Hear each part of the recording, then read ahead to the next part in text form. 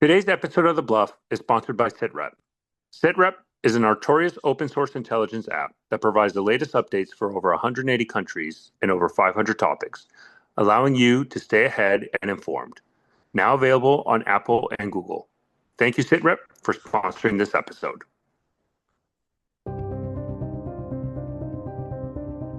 Welcome back to the Bottom Line Up Front, an Artorias podcast. I'm Matt. And I'm Stefano, the Chief Intelligence Officer of Artorias, and this is a new segment of the Global Intelligence. And we're going to start this episode covering the latest related to the Israeli-Iranian war and the latest military developments that we've seen that clearly shows that both sides are entrenched in the latest round of violence. Israel continues to conduct significant amount of airstrikes across a wide range area of Iran, with Israel claiming they have basically air superiority, if not dominance, on areas from Tehran west all the way to the border with Iraq. This shows that Israel has achieved a level of tactical success and even operational success that I think most people weren't expecting. Iran has invested a lot of money and efforts in modernizing their air defense capabilities. But Israel, in a very quick succession, and probably in less than 24 hours, managed to achieve air superiority in these areas, really degrading Iranians' air defense assets. And for the most part, we have seen almost little to no operations from the Iranian Air Force or the IRGC Air Force for that matter. Iran, after the start of the fighting and Israeli airstrikes, we did see Iran launch a significant amount of ballistic missiles against Israel, with the first day launching over 200 ballistic missiles against Israel. But since then, we have seen a continuously drop in the amount of ballistic missiles that Iran is able to launch against Israel. And today, as the recording of this episode, which is Friday, June 20th, Iran did launch at the beginning of the day around 23 ballistic missiles. But prior to that, we would see ballistic missile launches just simply in the single digits. They would launch multiple salvos, but very small quantities, and sometimes even just one ballistic missile, 3, 5, or 7, really showing a degradation. And even though this morning there was a larger salvo, it's still 10% of what we've seen since the beginning of the conflict. Or if you look at the Iranian ballistic missile strikes that occurred prior to this latest round of violence, both of them being in 2024, both I believe in April and October, which were in the hundreds. It shows that Iran is not able to replicate that amount of ballistic missiles launches against Israel. And Israel has really prioritized targeting Iranian surface-to-surface missiles units, HALs, and MALs. And I think it's important to highlight that the specific unit that Iran leverages for the ballistic missile forces is called the Al Ghadir Missile Command, or AGMC. The Al Ghadir Missile Command is part of the IRGC Aerospace Forces. And in addition to Israel conducting strikes against the infrastructure and military bases, installations, even underground facilities, etc., they targeted the leadership of both the IRGC ASF, which is the overall command, and we even know that they assassinated and killed the commander of the Al Ghadir Missile Command. And so I think Iran is running into an issue where they cannot maximize fires against Israel, and so they're having to adapt, right? Because prior to the latest round, we would see about around 10%, if not less, of Iranian ballistic missiles making it through. But what we've seen Iran do now is transition the type of warheads they use to attack Israel from basically single warheads, unitary warheads, to now cluster munitions or orderly release submunitions, which for any air defender who's out there would know it's a harder system to intercept. Cluster munitions or early release submunitions generally release at an altitude way above where generally an interceptor would attack and reach. And so Iran is leveraging these cluster munitions and early release submunitions to cause maximum amount of damage, but they're targeting urban centers, Tel Aviv, Haifa, for example, and these systems are not really accurate. And I'm a little bit surprised that Iran is not targeting, let's say, Israeli air bases, but most of the targeting, although they claim are focused on Israeli government buildings or even military headquarters, even with these cluster munitions, because of the inaccuracy, they're hitting large areas of the civilian population. And I think the reasoning why Iran is doing this is because they want to show a win in the information space and the propaganda side, right? They understand that these cluster munitions are not going to have max amount of impact from a military perspective, but in the information space, it does show that they're still fighting. And even though we can see the numbers and they're precipitously dropping, they're not having the desired effect they want. And then when they launch missiles that are composed of unitary warheads, let's say high explosives, for example, they're not getting through. And Israel, for the most part, is achieving a success there. And I think that's why we've seen Iran transition. We've seen them continue to launch drones against Israel. Those have had minimal impact. The vast majority of those drones are intercepted either by Israel or even coalition forces. We've even seen reporting and videos showing even Jordanian military and air force intercepting Iranian drones flying overhead over Jordanian airspace. Jordan has been very adamant that they will not allow any country to utilize their airspace to conduct strikes, and they're defending their airspace in that aspect. And so I think in this construct, this kind of large summary, I'll end it with this point, Matt, and I'll go to you, is that I think Israel does have the upper hand in this latest conflict. They have air superiority. They're able to target Iranian military, government, and even economic infrastructure with free will for the most part. So far, we've only seen confirmed one Israeli drone shot down. And again, this wasn't a stealth drone or anything. This is basically a standard normal drone comparable to the American MQ-9. But Iran is not really able to stop this, and they were relying on these cluster munitions to have an impact in the information space. But from a military perspective, they're not really degrading Israel's air campaign in Iran. Matt? Yeah, so I guess one of the things that I've seen speculated or has been reported is that there is the potential that Iran is holding back some of their hypersonic and high sealed munitions. And I think part of the concern is part of the reason they might be holding back those munitions is because they want those in their pocket if they do have to reach out, and they want to potentially strike at U.S. assets in the region. And the reason I think that the Gulf states, the GCCs, Gulf Cooperation Council states, are concerned and against this is because if Iran is backed into a corner, and this is like one of those classic Sun Tzu type things, but if you back them into a corner, who's to say that they don't try and take out some of the oil infrastructure in those Gulf states? So there are a lot of different moving parts here, and I think what we're looking at right now is you have to hand it to Mossad. This is a huge intelligence win. They very clearly understood the mapping of the most important people, where they lived, and how to strike them. And, that is very impressive. But what I'm most concerned about personally would be the day after. This is not just about decapitating the nuclear program. What it looks like to me is it's pretty clear that this is about regime change and what comes next. And we can have a much longer conversation about that. But you have the day after, and then what's even more concerning is the day after the day after.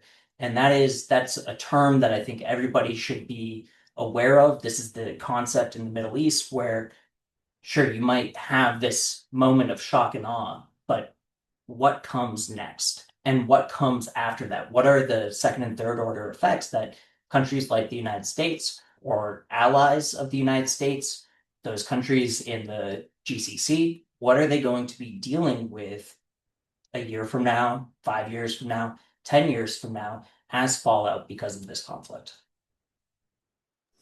No, so I think that's a legitimate point. I would say that if you looked at Israeli at the beginning of the strike operations, right, when they targeted the high value targets, the leadership, it was mostly concentrated within elements of the command and control of Iranian military and IRGC, the Islamic Revolutionary Guard Corps, that would be responsible for coordinating a response, right? Not necessarily. I'm not seeing that much indication yet of a regime change. I mean, again, Israel can conduct a strike against Khamenei, and that would kind of change the calculus. But for the most part, it's been in the command and control of those military units that would be responsible for striking at Israel. If I were looking at more for regime change, I would see more targets, although they have targeted some of them. We would see a lot more, for example, in the internal security apparatus, let's say the IRGC ground forces, the Besiege, which is kind of that paramilitary force responsible for regime security, internal security, and riot control. We have seen the strike against some police command units and headquarters, but not significant. I think it's important to highlight that there was reporting that the United States and President Trump specifically did veto a strike against the supreme leader that Israel wanted to do. But for the most part, what we're seeing the Israelis do is really focus on those elements that can reach into Israel from a military perspective, from a command and control, and really degrade their ability to launch a coordinated response, like we've seen historically prior to this latest round of violence in 2024, right? I believe in April and October. And I think that's what Israel would do. The regime change is a very in-depth conversation, kind of really outside of the scope of this episode. But one of the things I would say, Matthew, that I would disagree with is this idea that Iran is holding back assets. And I think goes to an issue of a fundamental misunderstanding of kind of the Iranian ballistic missile force and how they kind of operate. Number one, all ballistic missiles are hypersonic. It drives me crazy when I hear people say, the Kinzhal, for example, the Russian Kinzhal, the air-launched ballistic missiles, and they refer to it hypersonic ballistic missile. Look, every ballistic missile is hypersonic, and that technology has existed since the Cold War, like in the early Cold Wars in the 50s and 60s. The term hypersonics, as we know now, and what really matters is basically what it translates to for our listeners is the problem with a ballistic missile is when you launch it, they're easily detectable and they have a very predetermined path. Now, they have ways to try to alter the path, mitigate it, do different things. For example, although a ballistic missile has like a very parabolic launch and you can track it, they maybe have a really simple warhead that's maneuverable to try to defeat air defense assets, or like I mentioned earlier, the cluster munitions or the early release submunitions, right? There's some things, but for the most part, ballistic missiles are very easily tractable and they can be intercepted. And that's why most air defense assets, such as the American Patriot or THAAD, are designed specifically to intercept ballistic missiles. So although they're hypersonic, they're easily tracked, they can be easily tracked. The other system that exists is called a cruise missile. Now, a cruise missile operates at subsonic speed, but they're very maneuverable and they're harder to detect. So the concept modern day of hypersonic is basically get the speed above Mach 5 of a missile system, but that it has the maneuverability of a cruise missile. That's what really in the modern term, when we say hypersonic, that's what it means. It's grabbing a cruise missile that is very maneuverable, but instead of them operating at a subsonic speed like all cruise missiles do, they operate at velocities over Mach 5. And that's the hypersonic. Now, Iran does not have that capability. It is. I need to make this abundantly clear. There is no evidence that Iran has any systems that are hypersonic cruise missiles. The one that they refer to a lot, I believe, is called the Fatah 2. The Fatah 2, which they claim is hypersonic, is a ballistic missile. That's it. It's a ballistic missile, like the Kinzhal. That's all it is. And we know that Iran has launched these systems against Israel. And Israel has had mostly successful ways of intercepting them. Now, again, around 10, before the utilization of these cluster munitions or multiple warhead munitions that have been launched against Israel that are harder to intercept, and some of those systems require Iron Dome. But the problem then is that the Iron Dome radar will not have the amount enough time to calculate the impact area intercepts. But before the launch of these, even the hypersonic missiles that Iran claims they have, they're just ballistic missiles and they've been intercepted. And this idea that Iran is conserving these capabilities, I don't think really portrays what's really going on the ground. And they're being degraded because the problem that you're running into is, from a military perspective, Iran's ballistic missile force is the largest in the Middle East, but the issue is not the entirety of the ballistic missile force can reach into Israel. It's really just their medium range ballistic missiles, and by those specific platforms would be the Shahab 3, the Ghadr, the Ahmad, the Karamam 4, the current, these are the systems, the Sejil, for example, the Ashura. These are medium range ballistic missiles that can reach Israel. But they're not the entirety of the ballistic missile force. They're just a percentage. Iran also has a very large quantity of short range ballistic missiles, but those missiles cannot reach Israel from Iran unless they give them to the proxies, which is a significantly harder ask to do. And we haven't really seen that. And those short range ballistic missiles were really designed and utilized to really target U.S. military bases along the Gulf, as you said, Matthew. That's why they were there, like the Ayudit Air Base in Qatar is a perfect example, Arif Jan in Kuwait, etc. We do know that the U.S. has pulled out a lot of military forces that are close to the Gulf. And we've seen satellite imagery, for example, of IUD. The Americans pulled out, and that's a smart decision because if the U.S. decides to get involved militarily, they don't want to be open targets, and so they're pulling out of the range of the short-range ballistic missiles, which limits Iran's response, and so that's kind of the issue. And then you're running into issues of command and control, et cetera. Now, Matt, you bring up a good point of the GCC. What I would say is, though, if maybe if Iran is backed into a corner, I can see this idea of them targeting oil facilities in the GCC, but then they open themselves out for retaliation. And if Iran, for example, loses Karg Island, which is their primary oil refinery and exports into the international market, I mean, they're basically done economic wise, right? And ironically, the people who would suffer the most if Iran starts targeting oil infrastructure, I mean, you can have global oil prices rise, but for the most part, it would not be the United States. It would be China, would suffer significantly more because China takes a lot more oil from the Middle East than the United States. And so I think that's a deterrent in and of itself. And so I think, again, what we're probably going to see Iran do is leverage more of these cluster munitions to try to achieve symbolic victories so they can leverage from a propaganda point of view. But those systems would not be able to degrade Israeli Air Force operations in Iran, who are going to continue to chip away at these capabilities much quicker than I thought. I did believe Iran would be able to sustain larger ballistic missile salvos for a longer time. But the fact of the matter on the ground is we're not seeing it. And I think that's more because of Israel's success in degrading those capabilities more than Iran tried to preserve those combat power. Because right now, Iran really needs to degrade Israel's launch capabilities because Israel operates basically at will in Iran. We've seen them conduct strikes in Mashhad, for example, all the way in the northeast, and I think that is a problem that they are running into. And yeah, I think Israel has the ability to operate more freely, but not only in a military side, but also in a diplomatic side, because we're seeing the United States, for the most part, fully backing Israel, at least in this latest round. And we're not really seeing pressure from the European Union against Israel, much more so the European Union is pressuring Iran to make concessions for this deal. And Russia, although maybe publicly it seems kind of weird, sometimes they say there's a red line, sometimes they're not.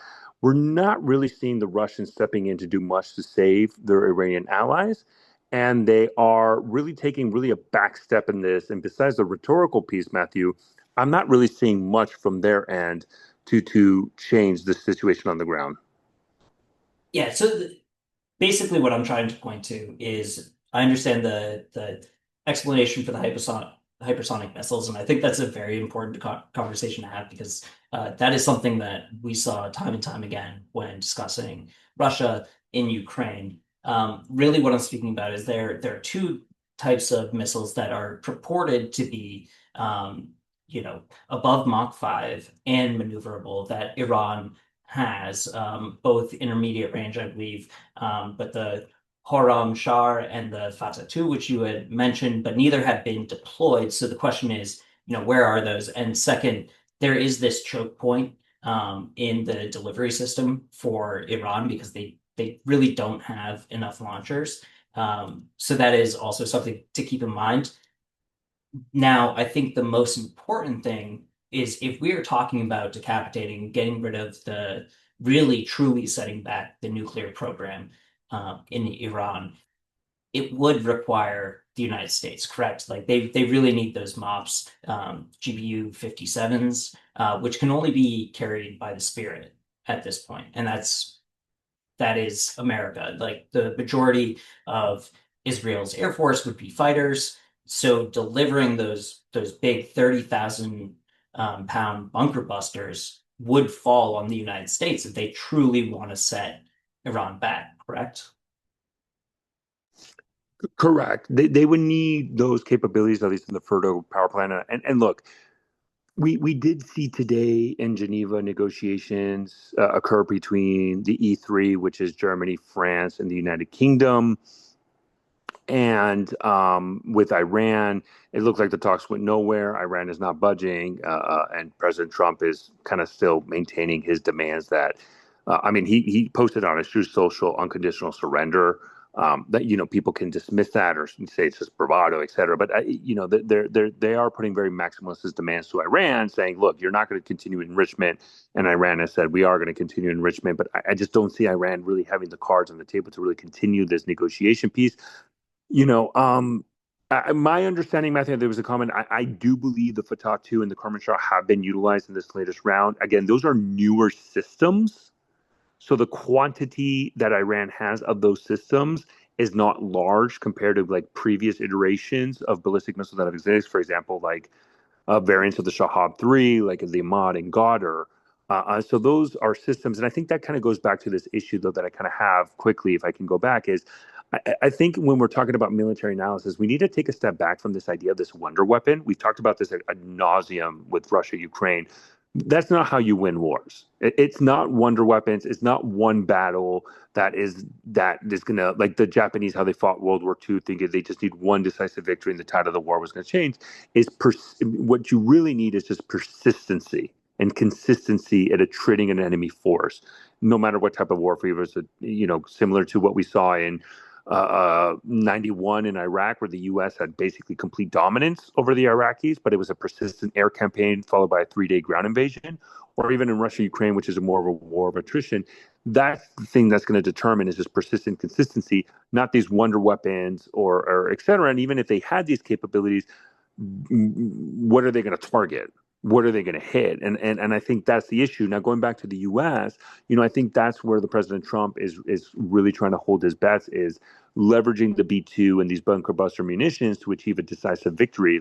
In other words, destroy the Iranian Fordo nuclear power plant, and then go to the Iranians and say, "I destroyed it. It's gone. Now it's your choice. Do you want to respond and retaliate, and we go for regime change, or we continue to destroy Iran, or do you accept, fait accompli, and we enter into a ceasefire and we figure a way forward, but at least the regime survival is in place?"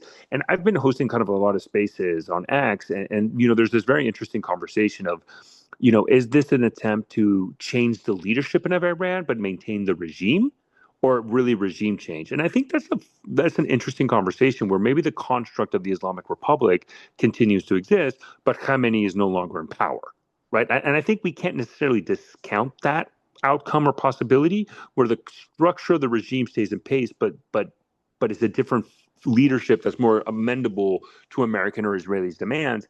And I think even the Islamic Republic is concerned about that possibility as well. Yesterday they kind of released the Tasnim, the IRGC affiliated news outlet, even released a very weird news article and report stating that there is a plot in Qom, the heartland of the Iranian Shiite religious community, saying that there was a plot of clerics in Qom trying to get an Iranian government official back into Iran, or put him back in power, to kind of surrender to the Israelis and to the Americans, right? And the IRGC said this is a plot from inside, kind of this fifth column threat. And I think the Iranians are concerned about that. The one area, though, that I would look at from a military perspective, if the United States gets involved, again, I think you kind of highlighted it, as the oil facilities in the GCC, U.S. military installations across the Middle East, but also the Straits of Hormuz. But again, I think one of the major deterrents for the Iranians is that, outside of the scope of U.S. military response to those types of operations, it's kind of the Chinese and how they would retaliate. I think the Russians are really, for the most part, out of the picture. They're too consumed with Ukraine. They couldn't save Bashar al-Assad, and they're not going to save Khamenei. They just don't have the bandwidth to deal with it. And I also think it opens up a lot of possibilities for the U.S. to expand military operations if they do this. But one of the things I would be looking at is if President Trump authorized a military strike in Fordo, for example, and that's the end state, right? The goal is to the destruction of the Fordo nuclear power plant or nuclear facility. What precedes that and what are the supporting missions? Because I just don't believe we're going to send a couple B-2 bombers, drop a bomb, and go out. You would probably see the U.S. destroy Iranian air defense assets that might be protecting Fordo, enabling more freedom of maneuver from an air piece and an air domain for U.S. to operate in those areas. I wouldn't even be surprised if the U.S. strikes, Iran's counter-strike abilities either in the surface-to-surface missile units, such as those short-range ballistic missile units, and even some of the IRGC naval or just even the Iranian Navy facilities, so they couldn't close the Straits of Hormuz. So the U.S. might have an end state of just destroying the nuclear power plant, but the supporting operations to achieve that goal would be much more expensive, and maybe the Iranians interpret that as a threat for regime change, and they go a much more drastic response. So I think that the problem we're running into is there's a lot of unknowns, but I don't believe people need to discount the deterrence of the Chinese relying on Middle Eastern oil, as even Iran saying, look, we need to really seriously consider this. And we need to also consider the possibility that there's a difference between regime change and maybe change in leadership. And maybe that's some calculus that even maybe some internal Iranian figures are looking into, just as I highlighted with the TASM news article saying, they were looking at changing leadership, but not necessarily regime. Yeah, and so my final thoughts on this would just be um, the lack of communication from the current administration is really what has been bothering me because normally we would have communication from the administration that was outlining sort of the justification why the United States might get involved. What are the goals? What are the risks? And we're not seeing any of that. But I do think this is a much larger conversation. And obviously, this is probably going to be the next episode. And we can follow up fairly quickly on this one with something a little bit more in depth where we really pick at all of those different facets of this conflict and what we think people should be watching and maybe dispel some of the the most extreme conversation that we're hearing from either side and just provide sort of what we're seeing right now and what people should be watching. But with that said, Stefano, I understand there was another topic you wanted to bring up. And you know what, Matthew, this is right in your wheelhouse, Africa. And actually, speaking about communications from the White House, I think this is an important topic to mention for our listeners. President Trump today, again, on the 20th of June, Friday, announced that on Monday, he managed to get an agreement with the government of the Democratic Republic of Congo and Rwanda to sign a peace deal, per his post on Truth Social, indicating that both the DRC and Rwanda are going to end the latest round of violence that's been affecting Eastern Democratic Republic of Congo, like the North Kivu area of Goma, the M23 rebel offensive. I mean, we've talked about this in multiple episodes of ours in the Bluff podcast. We had a whole episode dedicated to the situation in Goma, and we highlighted like why isn't nobody talking about this? And we even kind of stipulated that this possibility of the DRC leveraging their mineral resources as a way to entice the U.S. to get involved either in a diplomatic side or even possibly militarily. And President Trump announced that both the DRC and Rwanda are going to sign a peace treaty on Monday with Senator Marco Rubio. But we were talking, Matthew, in the background, and you said, hold up, wait a minute, we don't have the details, and maybe this isn't a peace deal after all, or more importantly, you sounded a little bit skeptical that maybe even Rwanda might not agree to this. So I would love your opinion, as this is exactly in your area of expertise.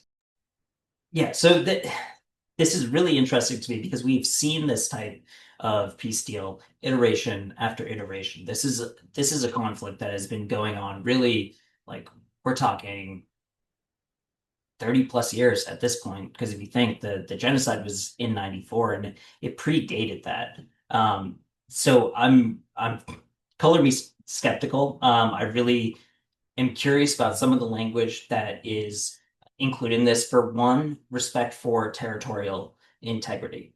And to me, the fact that this conversation is between the DRC and Rwanda really gives away the plot.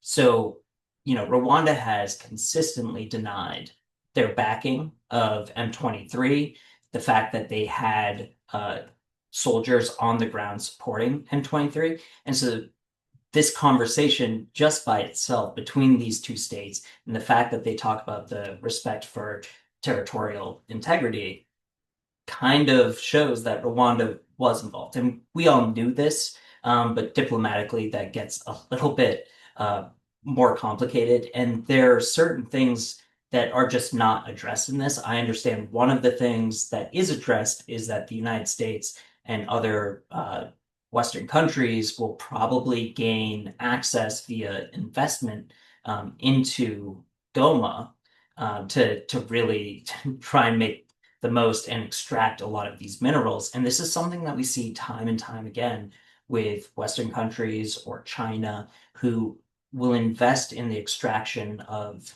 these minerals for pennies on the dollar. And this is sort of the playbook that Rwanda was also using because Rwanda is not resource rich in the same way. And we talked about this as their neighbors in the DRC. And so a lot of the mineral wealth that is concentrated around Goma has been making its way into Rwanda, and they've turned themselves into this hub.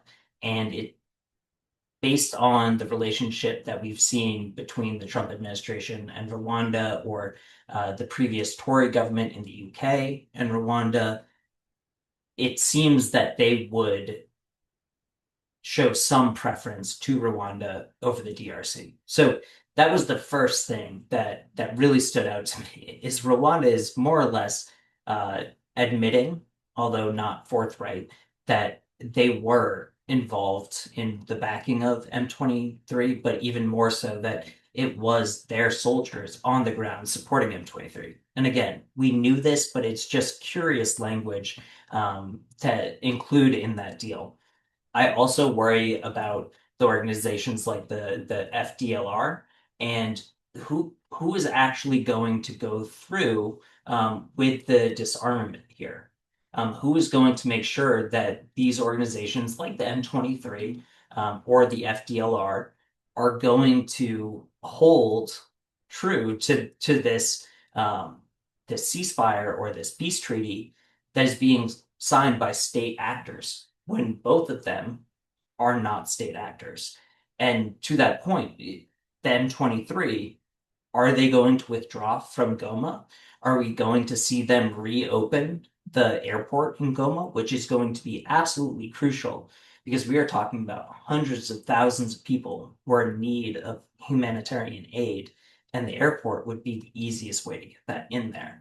So are these groups going to disarm? Who is going to make sure that they disarm? Uh, I just don't see this as anything permanent. And we've seen this type of thing time and time again. To me, it seems like a photo op. It seems like an opportunity for people to within the West to strike some deals. And whoever is controlling those minerals are the people that they're going to work with. So too much I wouldn't put too much hope on this being a lasting solution or being the best type of solution for the people on the ground. And that's unfortunate, but we'll have to see how it plays out. It's definitely something that we need to keep an eye on. And for now, we'll watch the signing. I think you said it was going to happen on Monday, and just keep an eye on this region, keep an eye on this conflict.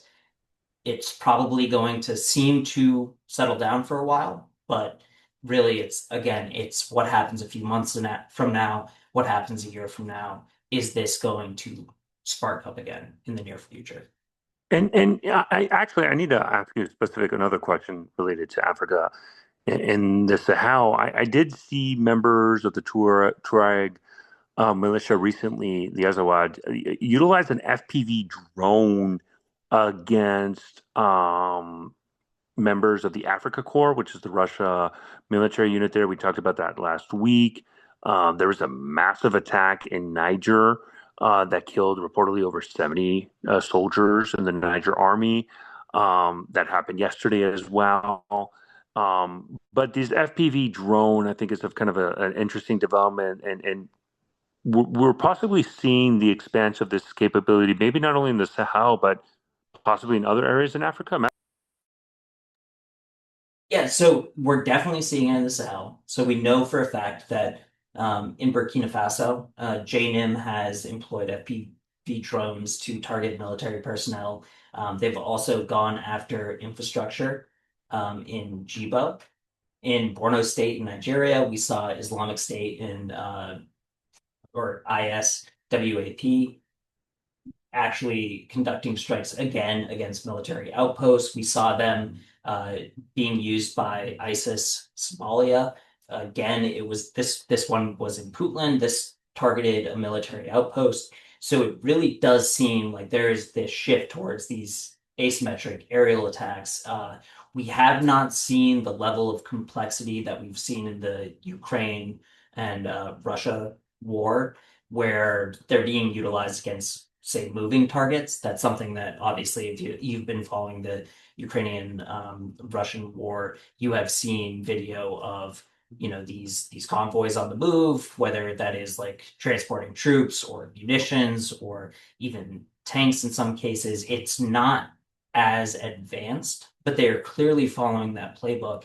And we've had videos and images captured of ISIS in Somalia, something like 100 FPV drones were shown on social media. My understanding was originally that they were captured, but then I also saw information that that might have been a propaganda video, even though it was maybe not the best propaganda video.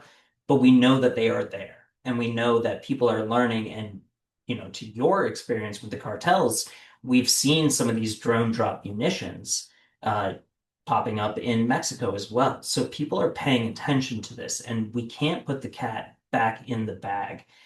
And right now, yes, we're seeing sort of the early stages of this. We know Al-Shabaab, ISIS in Somalia. We know ISIS in the Greater Sahel. We know JNIM. We now know the Tuaregs are all interested in this technology and starting to utilize it. And it's just so accessible. So this is really something, again, that we could do a whole episode on. No, I mean, I think, in the Mexican cartel piece, we've barely seen FPV drone use. Yes, we've seen drones dropping explosive extensively now, but FPV has been extremely rare, extremely rare. I mean, maybe, and this is possibly stretching this, maybe two instances of FPV drones using cartels. But I think what you're highlighting, Matthew, is there might be an attempt by these organizations to replicate something that down the road, and maybe years from now or sooner, replicate something like we saw, Ukraine did against the Russian with Operation Spiderweb, where they destroyed multiple Russian strategic bombers across multiple air bases in Russia, utilizing basically FPV drones and targeting Tu-95s, Tu-22M3s, and other strategic aircrafts. And maybe that is a goal that a lot of these groups, specifically those that are more politically motivated, would like to replicate. Now, it's not only a technological aspect as well. I mean, what the Ukrainians did, it was an intelligence success and the operational aspect. Like, this took 18 months to plan, and it took a lot of planning and operational necessity from an intelligence agency perspective. And I do believe it also highlights the professionalism that we've seen the Ukrainian intelligence agencies drastically increase their capabilities, even during a very high intensity war impacting their countries. The Ukrainian intelligence agencies is operating at areas similar to other Western counterparts, and specifically these operations. I mean, Operation Spiderweb, and then a week later we saw, the Mossad do a very decapitation strikes against IRGC officials in Tehran, right? And I think that's something interesting. But clearly, terrorist organizations and even criminal groups would like to replicate these FPV capabilities from a technological aspect, but I think there's a long, even unreachable, and other these more advanced capabilities that require technology to achieve Matt, I'll let you end, say your kind of a comment before we shift over to our next topic. Yeah, no, last thing I would say, I actually haven't seen the cartels using FPV drones, but even just the drone drop munitions, there is a significant psychological aspect to that as well that I think shouldn't be overlooked. And that is more where I see this going, at least in the immediate term, with a lot of these groups, is playing on that psychological aspect that you can gain with FPV drones or dropped munitions. And that actually plays right into their original use of drones. Like they've become very sticky within these organizations because the first way they were adapted was for the purpose of propaganda and surveillance, ISR.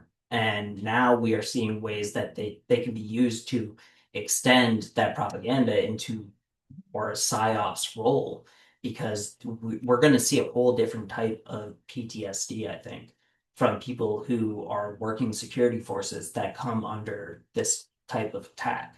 And that is where I see this going in the near term. But in the long term, no, I don't think they have the infrastructure or anything close to the way that Ukraine has been able to deploy these. But the roadmap is there and we can't take our eye off of it because that is going to be a threat. And when you have these fixed positions, these fixed bases, or if they're just trying to reach out into past hard targets on the borders of Burkina Faso and Niger, we're going to see that spillover, and this is one of the areas or one of the technologies that could assist with that. So it's definitely something to just keep on the radar for now, but I think it's worth putting out early and often so anyone with interest in those regions is aware of where this could trend. The one thing I would say that the possible first use of FPV drone, uh, I want to say it was last month, and it was in an area called Nayarit, which is in Western Mexico, and it was reportedly a CG&G FPV utilized against Mayito Flaco, but it looked like from the footage we got, the FPV was a failure. We didn't get much reporting after that. This could have been a scenario where it was hush hush, but recently we did see earlier last week uh, a CG&G member with what appeared to be an FPV drone, but it was a footage of just the capability not necessarily utilized. So obviously that's something that I'm going to be looking at. I know the one of our previous guests we had, Pernicious Propaganda or Nastic Boogie, we had that episode with him a couple of weeks ago. He that's something he's going to keep an eye on. So that's something definitely that in the cartel world we will obviously look at. And I think it's important to highlight that we've actually seen FPV use by Haitian national police against Haitian gangs in Haiti. And there was even claims that private security companies or PMCs or mercenaries affiliated with the United States have been utilizing these FPV drones against Haitian gangs in Haiti. And I think this would be a very excellent topic to bring back a guest that we had a while ago, Austin, to give us an update on the Haitian scenario and the developers in Haiti, because we are seeing not only the Haitian National Police, but the private security companies that are supporting the Haitian National Police leverage these FPV drones to target gangs. But with that, Matthew, I'd like to kind of quickly pivot to our last topic of this conversation of this episode, which is the NATO summit. We've already seen some tensions where the U.S. is demanding a 5% commitment by our European allies to for defense spending. But the Spanish Prime Minister Pedro Sanchez has already said that is not going to happen. He's not going to sign that communique of 5%. President Zelensky is going to take a very backseat role in this latest NATO summit. And I think the vast majority of the conversations that are going to occur there is probably going to be Israel, Iran, and then maybe even secondary Russia, Ukraine. The Russia Ukraine war, I mean, is pretty much not that much of a significant change on the front line. We are seeing the Russians try to do offensive in Sumy, but doesn't look like they're going to be able to gain much. So, Matthew, what are the main things you're looking at for this NATO summit, and do you think there's going to be any major breakthroughs? Honestly, I think our allies feel like they're walking on glass. I think, we're seeing the Secretary General kind of take a back seat here. It really seems like the conversation is just going to be how do we not upset the United States and how do we keep this organization functioning? And I think that is um, kind of sad because we should be pulling these countries closer. We should always keep in mind that, at the end of the day, NATO benefits the United States. And so the misunderstanding, I truly believe that this administration thinks that NATO is like a pot that all of these countries pull from, but it is an excellent power projection. So I really hope that we can see some sort of positive come out of this. It seems like everyone there is just trying to uh, play the game to get along and just do everything they can not to piss off Trump. And they, I'll be honest, that's a sad state of affairs. But I mean, what would be if you were to list like the top three things that you're watching to come out of the summit beyond just the, commitment to 5%, which is probably not going to happen for the majority of these countries. These things take time to spin up. So we'll have to see, what the timeline is that is proposed for that. But what are some of the things that maybe aren't breaking through the headlines that you would be watching? Yeah, no, I mean, you gotta, the one area where I would give kudos to President Trump. I think it is important. I mean, regardless of his rhetoric or how he achieved it, we are seeing the Europeans now being a lot more serious in European defense spending.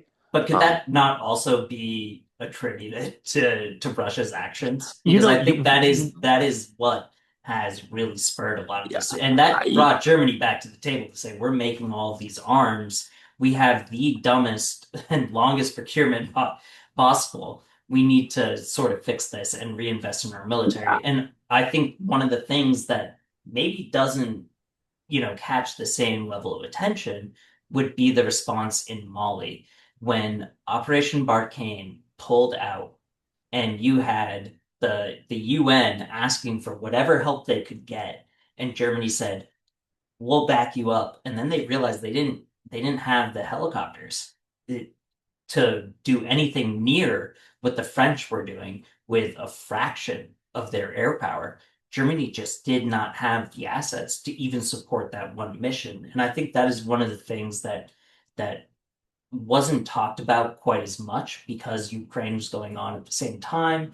But when the French withdrew, Germany really saw um, how little projection capability they had and how far they had fallen behind a lot of their counterparts. So I do think, like, again, sorry to bring it back to Africa, that was a I driving would factor for Germany. I would just respectfully disagree because even the Joe Biden administration was very frustrated with Europeans. Right, there was frustration, and look, the number and the percentage is much more than that. It's just not just 2% GDP, because if you have your 2% GDP, 90% of it is personnel expense. You're not really modernizing your force. There's more commitments to that. I believe the NATO standard is 20% of your GDP. 20% of the 2% needs to go to modernization, et cetera. And so it's much more.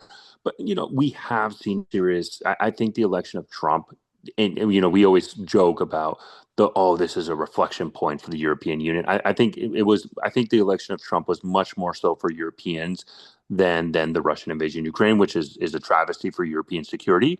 We can talk to a lot of European specialists that focus on the security aspect, and there was frustration even after Russia's invasion of Ukraine in 2022 that the Europeans were not doing what was necessary to achieve the understanding.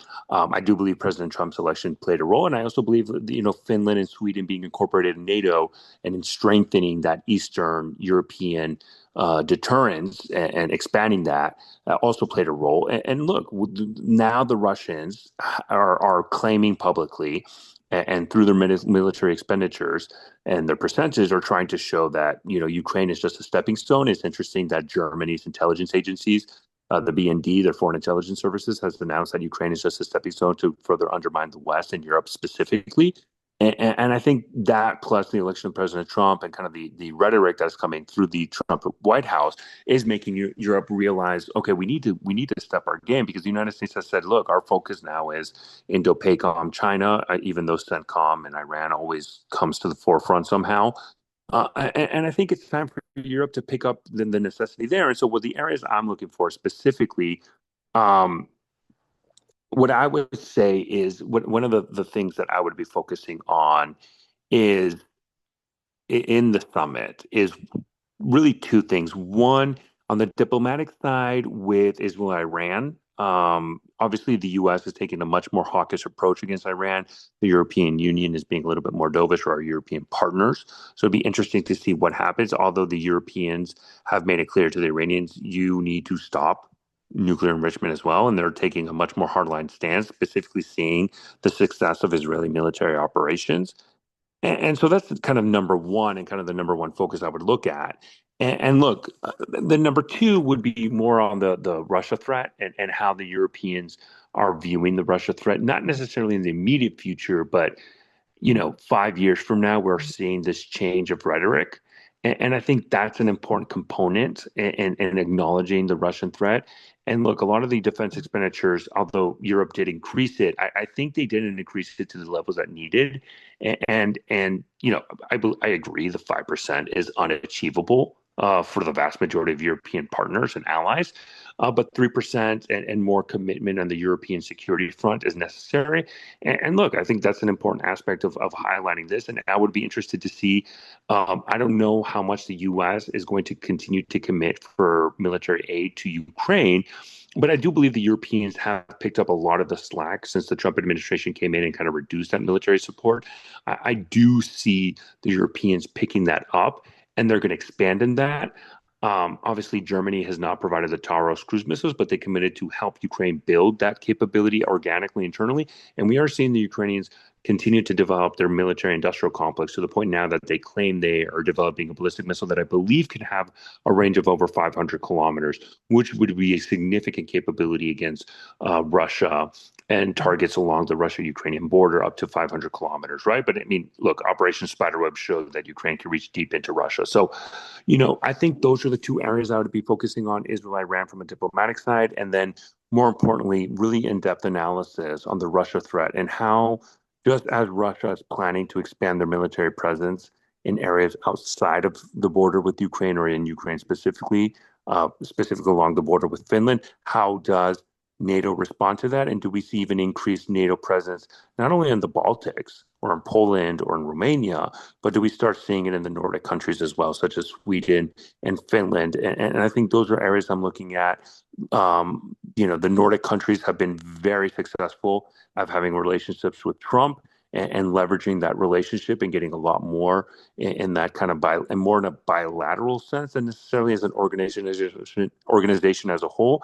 But look, those are wins regardless. And I think Europe is quickly realizing the threat of Russia, even after the war in Ukraine or during the war of Ukraine. If that war were to end, I think the European Union and NATO and our European partners in NATO will not look at Russia as this ability to fold them back as a commercial or trading partner, but they would still view them as the primary geopolitical threat for Europe, and they're going to adjust accordingly. And I think this NATO summit would solidify a lot of those requirements.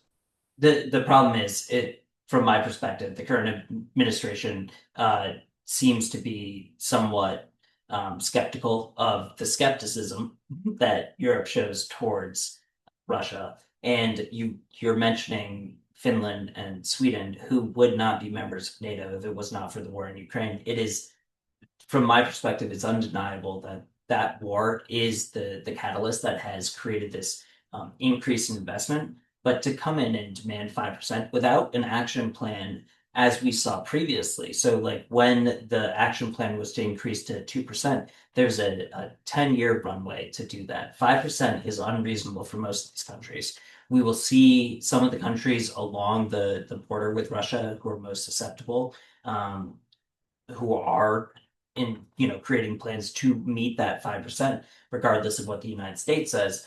But really, there's this developing lack of confidence that the United States is going to come to the aid under the current administration of NATO members. There is a skepticism within this administration of our allies, and it undermines our power projection. And that I really do think that it's impossible to um, take what is happening in Europe and analyze it without considering the action that Russia has taken since 2014, but more specifically since 2022, um, as the major driving impetus for the modernization and increase of the military and the technology and the funding that these states are committing to their militaries. But 5% without a roadmap, uh, I don't know. That it's not professional. It's not really how these things are done. And I don't see the majority of those countries, especially some of the most important ones, meeting that. We'll see the UK go up to 3%, or there's talk about a compromise of 3.5%. This is not the art of the deal, and I don't think the administration values or understands the value inherently that NATO uh, allows the United States this level of power projection, and that to me is very worrisome. But certainly something to watch. We'll see what comes out of this, and maybe I'm just a little bit more skeptical than you are. Time will tell. I guess next week we might have to have a follow-on episode to cover the NATO summit, Israel, Iran. There's a lot of hot spots around the world, Matthew. So we'll definitely keep an eye and schedule our next episode to go over it to educate our listeners. Tune in next week for our 10-hour episode where we expand on all of these issues. Joking aside, uh, always excellent conversation. And we will talk to you next week. This has been the Bottom Line Up Front, an Artorias podcast.